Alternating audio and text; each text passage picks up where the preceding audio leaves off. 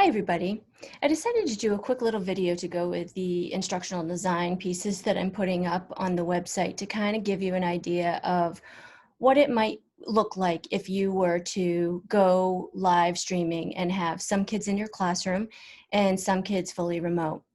Now, I will say this to you. Right now, the district has not given you all the technology that you need to do that. However, I have enough technology here in my own personal house, um, and I will use this when I'm working with you, but it'll give you an idea of what it might look like if you were to completely live stream with your students. So you'll notice in the background in my house, this is my smart TV, and I have it actually hooked up and mirroring my iPad. And on my iPad, I have an app called Notability, which is a really great app, by the way. And I do believe, although I don't know exactly how to do this, but we could figure it out with Chromecast. And with Chromecast, you can do a similar thing with your other devices and whiteboard technology that you might have in apps through Chrome. But here, what I'm using is all Apple technology. It's what I know. And so it's what I'm using. So kind of picture like my smart TV would be like your smart board in your classroom. So you can see the way that I have my computer positioned, actually. Whomever's online can actually see this too, but I can also screen share my computer. I can mirror something like this to my computer or to my smart board. So it's just dependent on what you want. But again, you can record certain things. So just so you know, I'm just kind of giving you somewhat of a vantage point into how you could do this. So the other thing that I have hooked up on a tripod, and I'm just going to swing my computer just this way so you can see what it is looking like. You're getting a view of my living room tonight. There's my smartphone on a tripod. Now that tripod I have is can house both an iPad if I want to record with an iPad or an iPhone. So in this case, what I'm looking to do is to record the room with my iPhone, use my iPad as a whiteboard, and obviously I'm in this Zoom meeting on my laptop. Now my iPhone is also in the Zoom meeting, but I have that on mute in terms of the sound in the room. But you'll notice I have something on my lapel. So anyone who is in the Zoom meeting can actually hear me through that piece too. Not just through their computer. And I can actually use this. I have it on my lapel, but I can actually use this to share out, like bring this microphone. Oops, I lost oh, there it is. Here we go. This is what happens when you're doing this high-tech stuff. Is you lose things in the middle. So I can use this little microphone even with kids. So if I wanted, for example, some kids at home to be a part of a particular group that's in the classroom, I might actually bring this microphone over and stick this lapel microphone right onto a student who then could be talking with the other student in the class. This is on a really long cord, just so that you can see. This one I have is not wireless. The wireless ones are better. But these are, this is what I have personally, okay, as I kick, my computer almost over. This is what I have personally that I use often, especially when I'm doing some live sessions where people are in the room. And it's so long that I rarely am walking around further than this is in spaces that I'm in. But it can be a little clumsy. I prefer the wireless ones. This just happens to have been fairly cheap.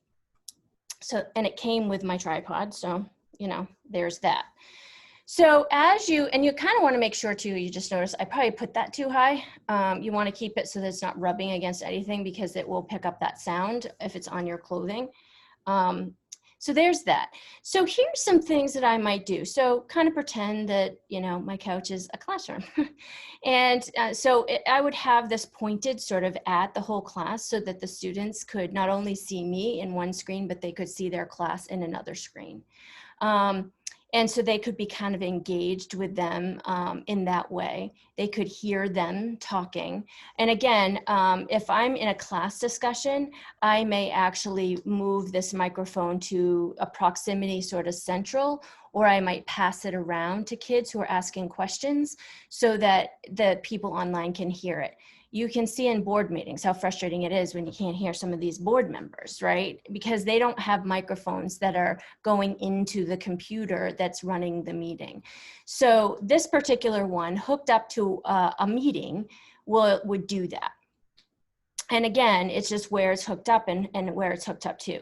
So let's say, for example, that in a live session, I have some kids in the classroom and I have some kids at home that I want to teach them how to mind map a topic, right? So this is something that I am going to want to demonstrate. I want the kids to see me doing it and model it. I might do the same thing with writing or you know, any kind of thing in which there's, especially if there's steps, and I really want to model the steps successfully for them so that they can see it. So mind mapping is one of those things that is a really good strategy, and that is every kid should learn how to do it because it's a way in which we take acquired and integrated knowledge and start to symbolize it and put it into a place where we're analyzing it pictorially. And then it's a great jump off into a writing piece just by design or whatever else you're asking kids, whether it's presenting, you know, claims and findings about an idea or topic. So what I said is, all right, well, here's class. We're going to model this. Okay. And so there it is. And I've got it up on the smartboard, and I've got my computer camera positioned in which the kids at home could see that smartboard. Because this is like in a live session, you're not always going to share your screen, especially when you're trying to model something. And for me, I like my iPen, and I like to actually be able to write. Things like Kami are great, but you're doing it with your finger. It doesn't come out very good often when you're trying to model things. So I like things in which I can do things more like I would if I were writing on a piece of paper. That's just my preference. So that's why I love this iPen, and I'm using the Notability app. Which is free. You can get this for free, or we could get a paid version if a lot of people really liked it. I just really like Notability. It's super easy to use. I can save everything that I do on it, and I can make sure to upload it if there's things on it that kids want to see. So let's say that I'm going to model how to mind map. So I've already kind of gone through with the kids how to ask really good questions. We've had lessons on questioning. We've had lessons on pulling information into a note format from text and visual videos and text. So now I'm asking them to take those notes, and it might be notes that I've provided for them or notes that they've done themselves that they're ultimately going to mind map. So now I'm going to show them this mind map. So how do I mind map a topic? So the first thing I'm going to do is I'm going to show the kids that we always have a center. So what goes in the center is the topic. So I'm going to draw that up on the board, and I'm going to show them, okay, so what's my topic? So for us, it's going to be remote learning. That's going to be our topic. That's in the center. So what are the branches off of this central idea or topic that are supporting details? So now I might scoot off of that, and I might say, you know, one thing that's really important is, and I already have to erase so I can show the kids, oh my goodness, I already made mistakes and now I got to erase. So one really important thing about this is going to be live sessions.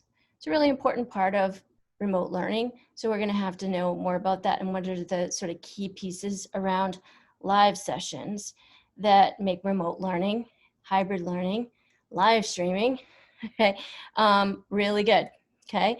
And so what's another topic? So you start to show the kids, all right, well, there's branches to the mind maps. There's subtopics, right? There's subtopics. So the learning management is another really important part.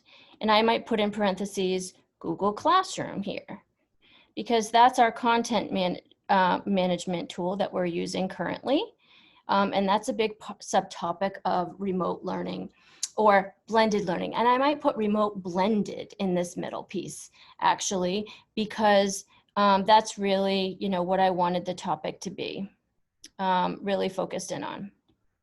So I might add that in here as I'm thinking through. And one of the things that you'll do when you're modeling things is you'll model for the kiddos that, you know, a lot of these process things you're kind of thinking through as you do it. So you kind of want to model that, mistakes and all. So here we go. So there's another subtopic. Another subtopic might be instruction. What does instruction look like when we are blended or remote? Another subtopic might be assessment. And that's going to be a biggie that has to do with that. So you can start to see up on my board back here that the kids are being able to watch me do this, talk through it in front of them. And then I might say to them, okay, well, for me, I'm a super visual person. I like things to be color coded, and it's a good idea to have color coding and then to start seeing the connections between topics. So mind maps are really important to show those connections. And so I might start doing some different things with my arrows and the way that I arrow things. And again, I've already given them lots of samples to look at before I'm actually modeling this. We've set some criterion on what really good mind maps look like. And so they have those samples, they have success criteria. So now I'm at the point now where I'm modeling this for them so that they can see live what that looks like when I'm doing it at success. So I might say to them, you know, I'm one of those people that really like to color code things because I need them. So I'm going to highlight each of these boxes so that I have a color that I am using to really depict the different subcategories. And that way I am really seeing that pop, because that's one of the success criteria, is to really pop out your big ideas and what you're actually going to put together so that it's very visual and easy to follow. And it's helpful to me to be able to see that, right? So it's kind of not showing up very good on that smartboard. So if I see that it's not, I might just look at the screen and say, hey kids, here's what it looks like. Let me get this so the light's not shining on it, so that you can see it. And so those are the kinds of things that I might do as I'm doing it. As I can see how things are progressing, I'll do that. So then I would just kind of keep going and say, okay, within the subtopics, what are the things that we're going to have to really think about when we're thinking about our topics, our subtopics, okay? So in a learning management system, Google Classroom, we have to think about things in terms of the learning destination. So I'm gonna write that on there. We have to think about, and you'll notice I'm showing them, I have lines that I draw for some of these.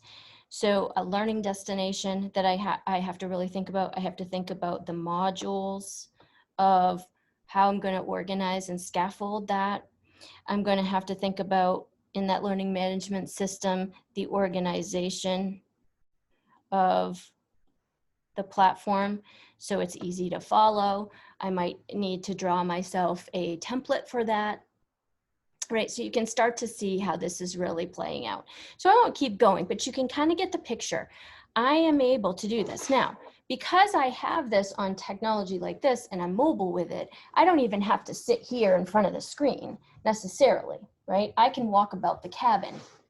I can walk about the cabin to talk to students, to look over students' shoulders.